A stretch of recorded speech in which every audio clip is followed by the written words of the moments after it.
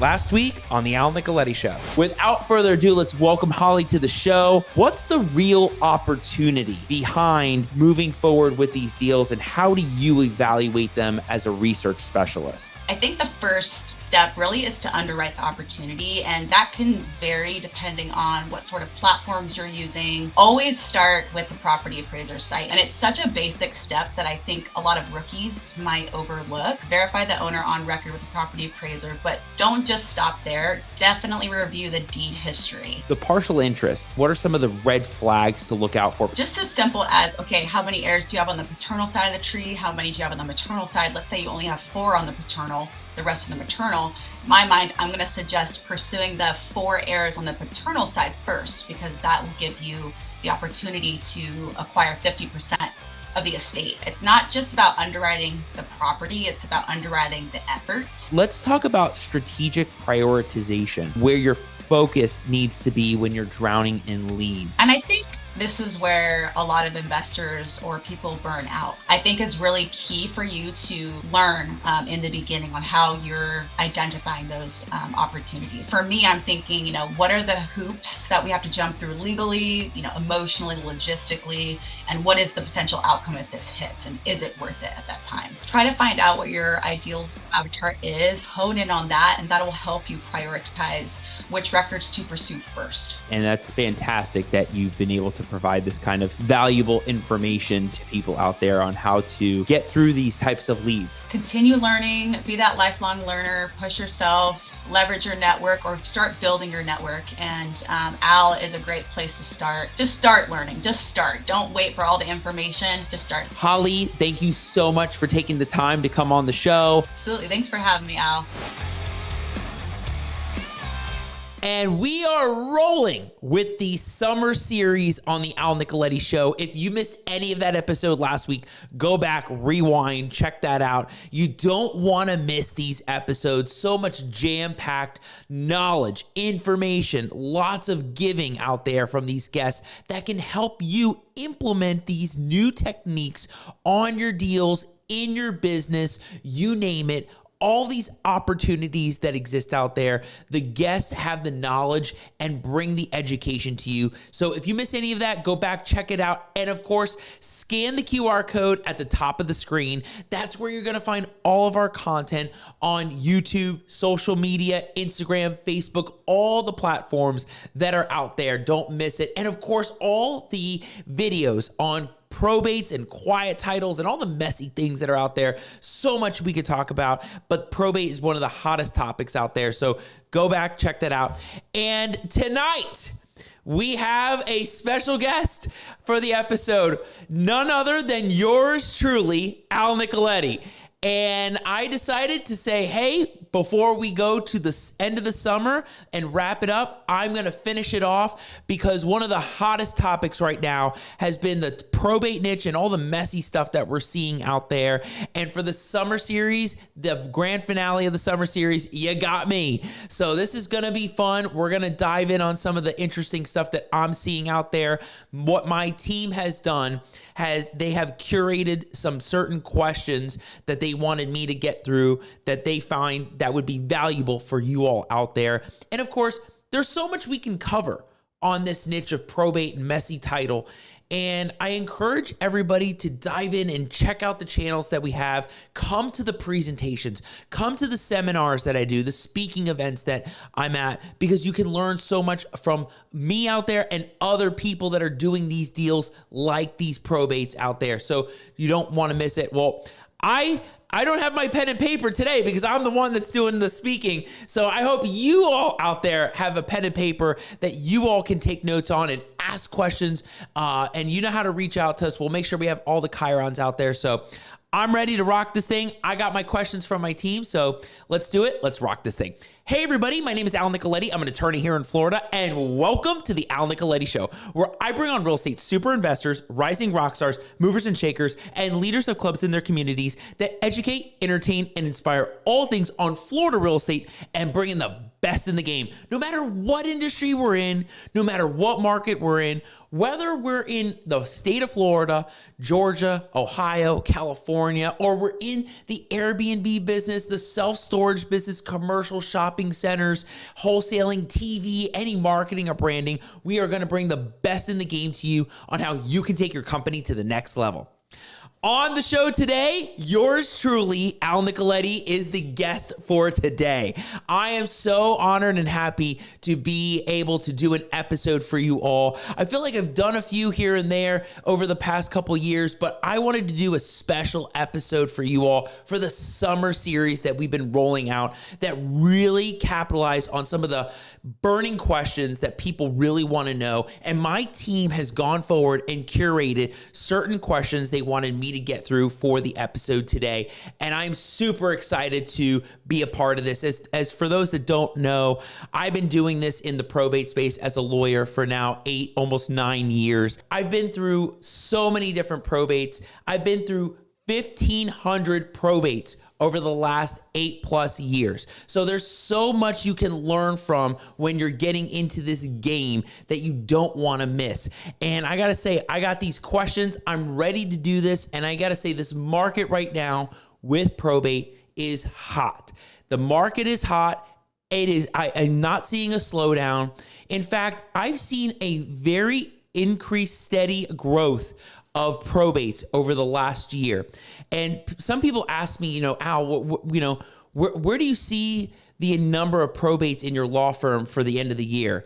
And we are on pace to do almost 400 to 500 this year alone. There's so much opportunity in this niche that you don't want to miss. And I want to dive in on the questions for you all because I think this can be very, very helpful to a lot of people out there. So one of the questions that my team wanted me to go through was, what's your approach to clearing titles on probate or heir properties that have unresolved ownership or missing heirs? And so the first thing I'd answer to that is this. I think with any sort of probate process or any sort of deal involving probate, it really is going to be a step-by-step process that you need to build out in order to identify if this is a potential deal. And one thing that we have done in the law firm business-wise is we have said, okay, when you have a potential deal, potential probate on the table, you have to be able to have a checklist. Now, this checklist is something that we've built out in the law firm, but it's something that you can curate for yourself. And that is a way that you can say, these are certain documents that we need in order to get from you so we can hand it off to the probate attorney expert so they can do a review of the file and then they can determine, hey, what is next from that step forward. So I always tell people on my intro calls, it's a 3-step process. The first step is the checklist. Now, what's on the checklist? A couple things on the checklist include the heir names, the property address, the death certificate, any will or trust, because sometimes there's a will and it leaves it to a trust. So we need both of those documents. And then we got to know what the title is saying. And so one of the most important documents that you can get when you're getting these deals is the title commitment. Because at the end of the day, it's all up to the underwriter, the title insurance company's underwriter. We need to know what they're seeing in order to wrap up the title so there can be a green light to the closing. And so that's another document.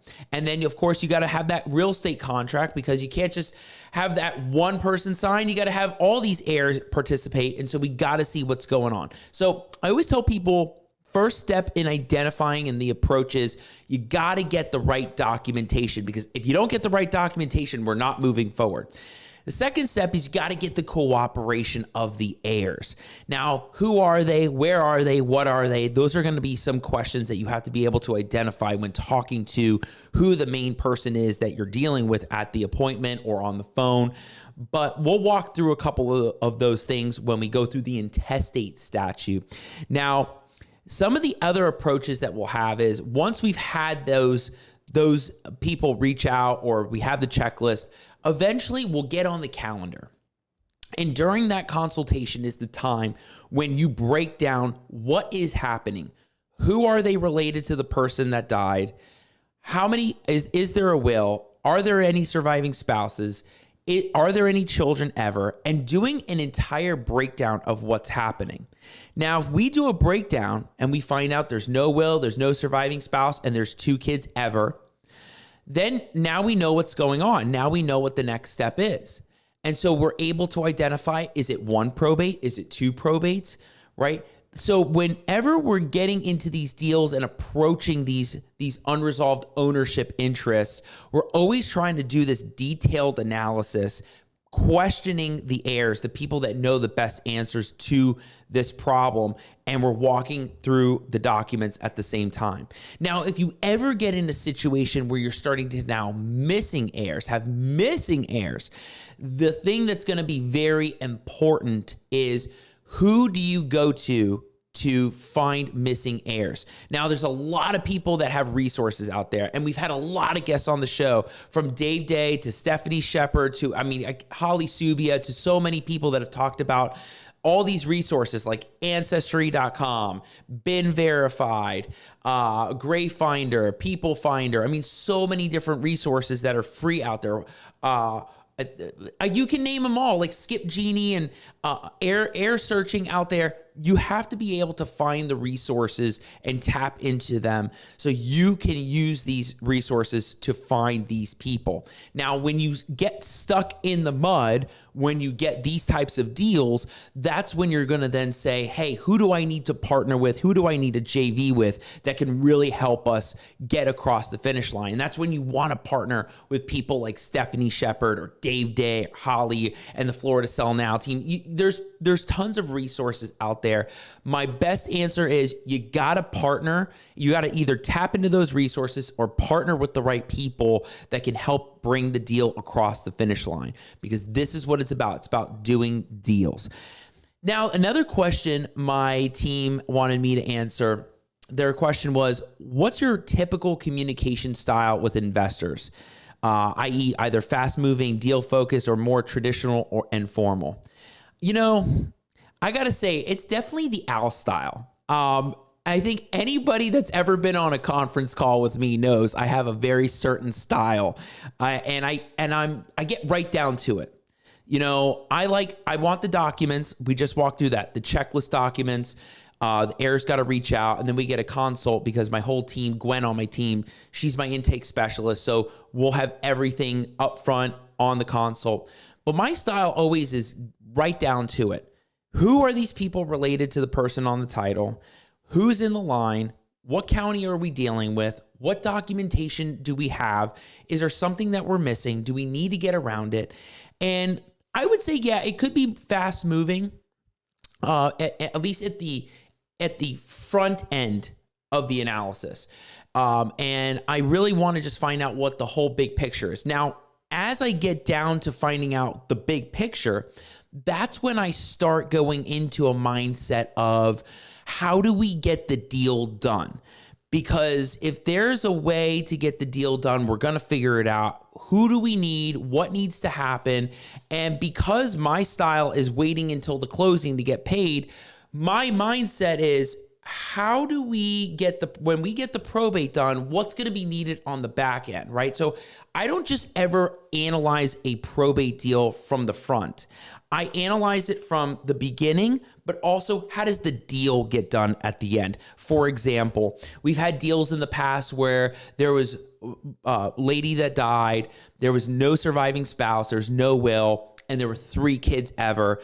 And of the 3 kids, 1 was of age and the other 2 were minors.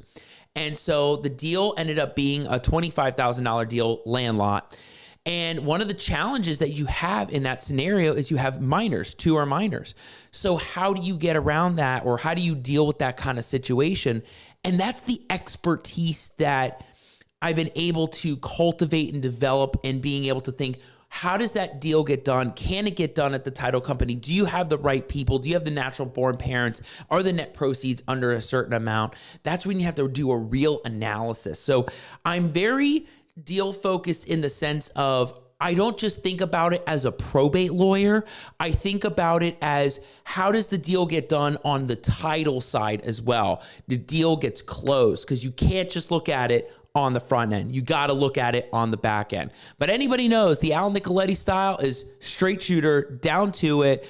I'm thinking right now, I hope Chris Aliman's watching, because if anybody's heard me on some of these consults where I get really down to it, Chris Aliman will tell you, and even Mark Rotto, Dominic Andrioli, so many people that are probably watching the episodes that could say, oh yeah, we've heard Al, Nick Camrata, right? Nick's heard me on those. So, this is the style, and we really want to get the right documents. If you get the right documents and you get the right things up front, there's no messing around. It's either happening or we got to see what's really going on if it's more complicated. There's so many things to go through. And I'm thinking Brandon Schwam too. Another one, Brandon Schwam, Brendan Reed. I mean, so many names I can choose from to think about who's been on these calls or who's seen the style of what we've been through.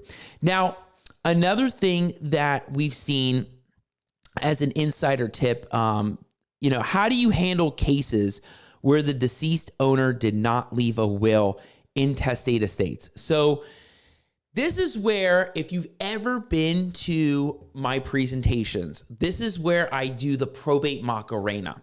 Now, a lot of times there's a lot of stats that get thrown around where a lot of these owners do not have wills. And when you do not have a will, the way that the law works is the law creates basically a will for you through statutes. And the statutes lay out who comes next in the succession line.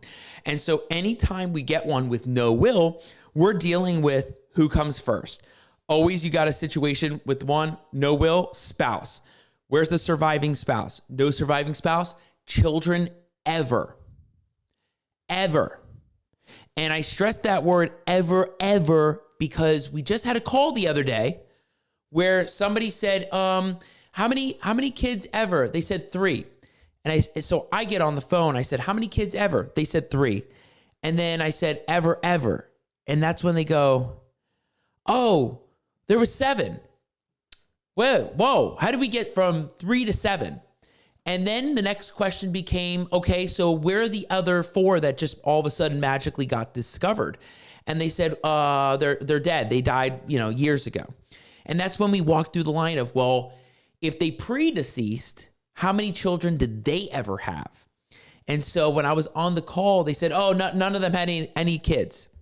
I said, none of them had any kids whatsoever. And they said, no. And all of a sudden they go, oh, wait, one of them had 4 kids.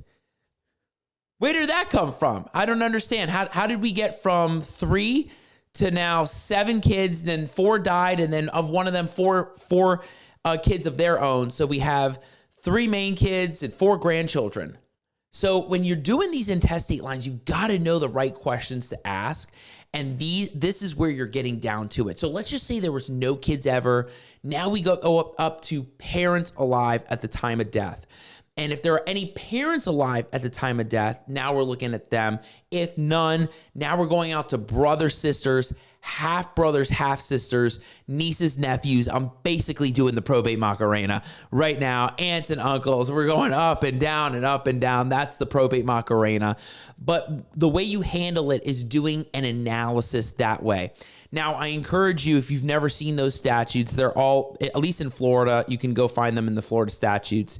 I want to say it's 732.105 if I know it, but it's right around there. And that's when you can get an idea. Now, it gets a little wordy, but if you follow the OWL method in that way, now you have a clearer picture of who comes next in the line. And I've had a lot of investors ask those questions as we've come along. So that's how you handle it. You just got to do that analysis. And sometimes it gets really deep. We've had cases where it's gotten so deep that there's no nieces, nephews, and now you got to go to aunts and uncles and cousins. And when you start going that deep, that's when you got to be careful. That's when you got to really draw out the whole picture. That's when you want to follow guests like Stephanie Shepard and Dave Day, who have really parsed down who are we looking for in this line of aunts and uncles? How many of those people died after the title owner that have kids? And how many of those kids also died before the title owner?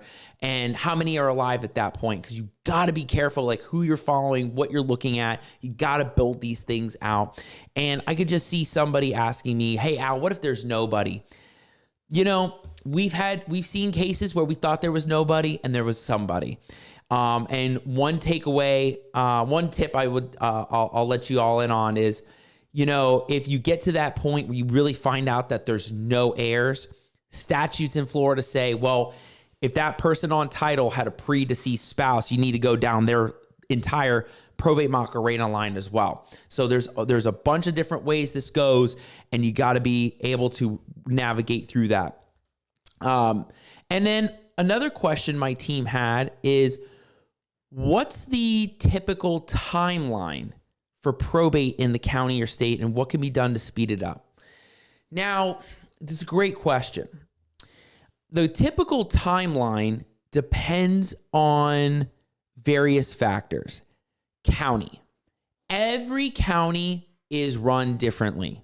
Some have a faster process. Some have a slower process. Some have a more thorough process. And every county is going to have their checklist that they go through. So the typical time frame on a faster county, it can be anywhere from 2 to 6 weeks. But then you get some of the counties that take a bit longer, or get a little bit more deep. And those are ones that can end up taking anywhere from 5 to 10 weeks, or maybe even longer. Some are, I know two counties that are taking at least 10 weeks plus. And there's nothing we can do. There's nothing you can do. And we've seen it on our end to say, hey, is there any way you could speed it up? Not with some of these counties. But the average time frame overall is anywhere from 4 to 8 weeks. Anybody that knows, anybody that's been on a consult, when I talk about probate, I'm talking about a timeline that is about 4 to 8 weeks. It may be even sooner. We've surprised a lot of people, but that's really from start to finish, the turnaround time. And then you got to work on the closing as well. So the time frame depends. And look, I don't know what the state, what it's going to be in the state of North Carolina. I don't know what it's going to be like in Georgia. I don't know what it's going to be like in Texas. But at least in Florida, I know it can be a very fast, efficient process with the right pieces in place. Now, if it gets contested or litigated, it's not going to be 4 to 8 weeks, or it starts getting sticky. You're talking about uncontested probate situations. That's what you're looking at right there. Another great question that my team asked me is, have you ever had to deal with title disputes with fraudulent deeds or inheritance conflicts? One great story that we had a long time ago, I'd say, I don't know about a long time ago, but it was a bit back ago, was one with a fraudulent deed. It was a wild deed story. So I remember we got this back in, I think it was 2019, 2020. Investor was like doing some door knocking, and they came across a property, and they knocked on the door. There were some people that came out to the door, and at the time, the investor was like looking at the property appraiser sheet, and the people came out and he asked, "Hey, so are you so-and-so?" And they said, "No, we're tenants." And they said, the investor said, "Well, hey, how can we find the owner of the property, because I'm trying to locate her?" And they said, "Oh, he's out of town. You're going to have to contact him." And that's when the investor said, "Well, that's weird. Who are you getting? Who's the landlord for you? Because I see a different person named on the property appraiser." So come to find out, there's a lot of digging that's going on.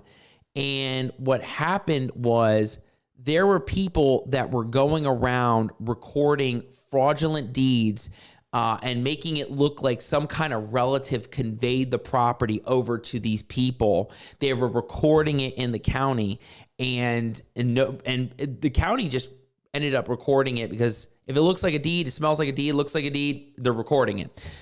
So they did. And come to find out, when there was the digging going on by the investor, come to find out that there was a lady that was living in the property about a year ago. She moved out of state, and she had inherited it from her mother. And so when the investor eventually tracked her down, he said, "Hey, did you know that there's tenants in the property?" And she freaked out. She flipped out. She had no idea. And at that point, he said, "Well, hey, just letting you know, you inherited that property. Somebody recorded this deed. Did you sign this, or where's the relative that signed this? And so when we did our research, we found out and got testimony that that person never signed that deed over to these people. She never conveyed that property. And they were doing it to multiple properties as well. It wasn't just that one. We found like 2 more that this was happening to. So we did a whole quiet title suit. We sued to quiet the title, and we served the guy, never responded, squirreled around the country. Eventually we set it for a hearing. And when we set it for a final hearing, of course, his lawyer showed up and wanted nothing to do with this. They wanted to let it go, and we got the whole deal done. But yes, this stuff exists out there where fraudulent deeds are happening. And it's unfortunate that that kind of stuff happens. But we've been through that before.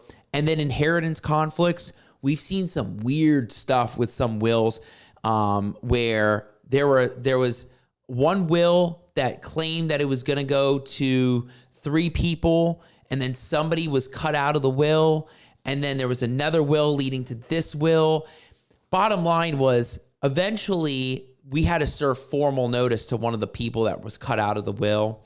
And when they found out that they were being cut out, they wanted to share. They got a lawyer involved, and really there had to be some kind of resolution to how much money that they were going to get. And eventually it did end up working out, but sometimes it takes a little maneuvering to figure out what the next step is. And we stay more in the uncontested lane, not the probate litigation itself. But that was another tricky dispute that we saw where there was a will issue involved and leaving out somebody that was supposed to be inheriting, and they didn't get anything. Another question my team asked me is, what are the biggest risks investors overlook when buying probate or heir property? First thing that comes to my mind, reverse mortgage payoffs. Being careful with payoffs. Now, I'm seeing a lot of people scramble to find deals, and it's got a reverse mortgage, but they don't know what the payoff is, but they got to do the probate. You got to be careful. You got to slow down, because with reverse mortgages, those interest rates can rack up real quick. And I know there's investors that are listening to this right now that have been through this over and over again, that are shaking their heads because they know that when you pick up these potential probates with reverse mortgages, you don't know what the balance is. Sometimes the banks refuse to talk to you until you get a probate done. And that's where it's dicey, because even if you get it done, it still doesn't mean anything. So what do you do in that scenario? And I'd say you got to really try to know what those numbers are before getting into that deal. I also think a lot of investors overlook environmental issues as well. I had a deal that came up, it had to be 6 months ago. And at first they said, "Hey, Al, we got to do probate on this property." And we were about to rock and roll. And all of a sudden they found out that there was a tortoise on that specific property. And then that killed the whole deal, because then they were going to have to pay a permit. It was going to have to be a whole thing. And so a lot of people think, oh, it's the probate that's the problem, and they overlook all these other things. They're overlooking environmental issues. Or better case, I remember where I was back in 2022, right at Amelia Island. I was at the Omni Resort, and it was funny because I remember everything that was happening that day. And I was in the car on a console, and I was walking through a scenario. And when I walked through the whole thing, I realized it ended up being 4 probates, 7 heirs. And I remember calling the investor, said, "Hey, it's possible. We could do this. It's 4 probates, 7 heirs. This is what we got to do." We prepared all the paperwork, got everything together, and then we were about to file the probate. And then I called the investors and I said, "Hey, we're ready to file. We're ready to do this." They said, "Do we have the green light?" And it was, "We have the green light." We filed all 4 probates. The very next day, I get a call to say, wait, don't file it yet. We just found out that a corner of the lot is wetlands. A corner of the lot is wetlands, and now the deal's dead. because it was going to cost $50,000 for the Army Corps of Engineers to come out and fix that wetland issue. So it was a dead deal from there. And so I think a lot of people forget these kinds of things and they overlook the risks when getting into those kinds of deals. And of course, the money and the spread and the rehab, right? The due diligence in any probate deal is extremely important. Whether you're checking the title work to the property, you're making sure that there's no outstanding mortgages or second mortgages or other types of liens, or when you get these heir properties, sometimes another thing that comes up with these risks is when the title moves to these heirs. Now, any liens or judgments attached to those people as well. So if you now have 4 kids and the title moves to all 4 kids, now you have a situation where any judgments or liens that may attach to those people attach to them, and that could be a deal breaker, or maybe not. Maybe it's going to end up working out, but we've seen those be big risks to people. As we keep rolling, I hope this is helpful for everybody that's watching. I mean, this is just a glimpse into my business, into my life. This is just a small piece of what I see or hear or deal with on a daily, a weekly basis. And it's crazy because the days go by so fast. I'm on like 8 to 9 consults a day, talking through all these scenarios, seeing all these possibilities. And there's so much opportunity with these deals, but you got to make sure you do the due diligence in any of these. Now, another section that my team had for me was the future of probate investing. How do you see the landscape of probate real estate evolving in the next 5 to 10 years? This is only the beginning. This is not going away. This is here to stay and more. And as I've been in this business for the last 8-9 years, I've seen it double, triple. I've seen more and more, and it's steady growth. I mean, I remember back in 2020, when I was at the other law firm and I was thinking, okay, you know, what do I want to double down on probate, or do I want to diversify a little bit with some other topics? And I remember I went down in, doubled down, hunkered down, best decision ever. And it worked. And it absolutely worked. It was pandemic proof. This is what it was. It didn't stop. And don't think it's going to stop in any market condition. Yeah, it ebbs and flows like any sort of asset or any sort of business, but it's here to stay. And I really believe in the next 5 to 10 years, we're going to see a lot more opportunities in tertiary markets. Of course, you're going to see opportunities in the metros, like the Tampas, the Orlandos, the Jacksonvilles, the Miamis, and Charlotte County and Sarasota. But also the tertiary markets, like the Pascos and the Polk counties and the Marions and the Alachuas and the Panhandles, and where a lot more people are trying to move to. And now there's a lot more development starting to happen. There's going to be a lot more land investing, a lot more house buying. And so stay tuned for those counties, even like Putnam and Clay and St. John's. This is only going up. We're only going to see this industry go up further. And I'm excited every day because I know that the next 20 to 30 years, this is going to increase. Also, if you want proof of this too from another person, you want to talk about people that are seeing this on a daily basis. Philip Vincent talked about the same thing I'm talking about. The next 20, 30 years are going to be the biggest opportunity of growth in our industry with probates and messy title. It's not going to stop, and I think this is a great time to get into it. Another question is, what types of probate deals do you think will become more common or lucrative in the future? Now, this is what I'm seeing out there currently, and I think it's something that it's good to talk about. We're seeing a lot more investors get into the partial interest deals. Now, of course, you can have the usual conventional, somebody died, no will, no spouse, 2 kids, you got both kids, done deal. Those are the more conventional ones, or the double, triple probates, right? I'm sure people have seen those where you don't just have one probate we have to do, it's 2 or 3, 4 probates that we have to do. Now, the ones that I'm seeing that people are taking new chances on are the ones where somebody dies, no will, no surviving spouse, 3 kids, but they only got 2 out of the 3. And now they want to buy the partial interest of the 2 because they don't want to deal with the third one. They just want to get their money and go. And we're seeing where they want to be able to at least have that probate done, so the heirs handle the probate, get them out of the way, and then they either figure out the third interest. They either find the third person, they buy out, or they do a partition. And I think that this is starting to become more of a trend because people want to get more into this. And I know Logan Fulmer's talked about it. There's a lot of people that have talked about it.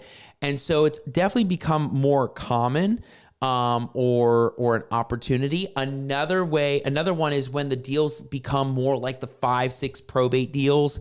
There's just got to be a lot of meat on the bone. There's got to be a lot of meat on the bone. You got to be able to figure out, is the juice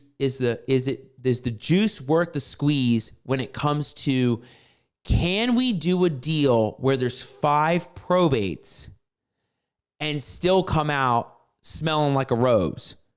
Because if not, and if there's no meat on that bone, it's not worth the deal.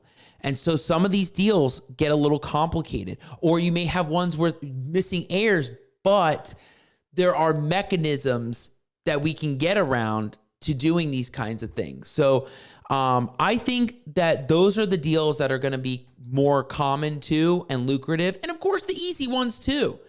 The 3 kids, the 4 kids, they all sign. The 5 kids, they all sign. The double probate, the triple probate. But I think that there has to be, just like a lot of guests have talked about exit strategies and the ability to pivot in these markets, you have to be able to find the right things that work and that are going to produce over and over and over again. So I'd say, yeah, this is definitely stuff that people can pay attention to. And you really need to ask the right questions on the calls with the sellers. You got to find out who the right people are. You got to really run your numbers on these deals. I think a lot of these deals, you got to actually have a spreadsheet where you're building in what this looks like. Some of the margins are thin, and sometimes that doesn't work. Some land deals are really tight, and that doesn't work. Now, if you get the bigger land deals, those are great. Or you get the spreads on the houses, those are great. You got to know the payoffs. You got to know, get connected with the right title companies. Get with the title companies that understand what's going on. There's a lot of great ones out there. And you have to talk to people and be able to pull out the information. And I will say this.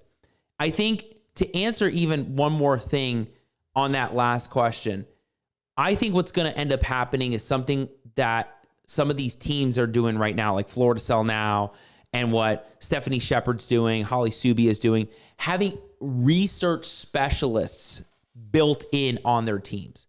I think that that's going to be a big thing going forward, having the research specialist to be able to do a deep dive. And if you missed any of those episodes, those are ones that you want to go back and listen to. Holly Subia's and Stephanie Shepard's, Dave Day's, Logan Fulmer's. Those are the messy ones. Even go back to Mark and Dominic. We got to bring them back for sure because, I mean, they're doing this stuff like crazy. But doing the messy stuff, or even Nick Camrata, right? The Brandon Schwams, the ones that are out there that are doing the messy stuff. These are the ones you want to pay attention to because they're doing this stuff every single day. So I got to say, you know, for those that watch the episodes and the show, we are always so honored that you get to watch us, follow us, subscribe to our channels. And, you know, I'll say in terms of my probate niche, I think this is going to be the biggest thing in the next 20 to 30 years. I hope you all stay tuned on this. It's not going away. And I'm here to stay with this whole thing all the way through. I'm tripling down, I'm quadrupling down, and I hope a lot of people want to get into this niche. And of course, you can find all of my information on the Chirons that we'll be having on the screen. That's where you can find us, find my law firm and what we do and how we get to the next steps on these deals. And you know what? I'm going to give a freebie out there. I'm going to have Mike post the QR code. The QR code is going to be our probate checklist. Let's make sure everybody gets the probate checklist. You can scan the QR code. We'll have it in the beginning of the episode, and then we'll also have it at the end of the episode. And you can scan that, and then you'll get our free checklist. So you got to find us on YouTube. Of course, you can listen on iTunes and Spotify. We're out there everywhere. And I just want to say thank you, everybody who has watched this show, has been a part of this, been a subscriber on YouTube, been a subscriber on Instagram. We thank you so much, and we are so happy you've stayed in tune with the summer series and the first half of the season on the Al Nicoletti Show. And before I do my final words, final thoughts, I just want everybody to know our next leg of our season and going forward is going to be fascinating, because it's going to be a whole new thing, a whole new setup, and we are super excited for what's to come on the Al Nicoletti Show. You all have no idea what's coming. I do, and it's going to be a great one. So for my final words, final thoughts out there, I got to say, I think that probate deals, while they can be messy deals, they can be amazing deals that a lot of people want to tap into, because they can be your biggest deals, your best stories, and you can tell these stories for generations, and you can have a huge, successful scaling business when you get into these deals. And I think it's going to be powerful in the next 20, 30 years. And I'm here, I'm around, I love it. I love probate, and I'm ready for it. So that's my final words, final thoughts on this episode on the summer series. Thank you all for tuning in. I'm excited. We can't wait for what's to come. We will be seeing you soon. Have a great night, everybody. Y'all take care. We'll see you for the second half of the season really soon.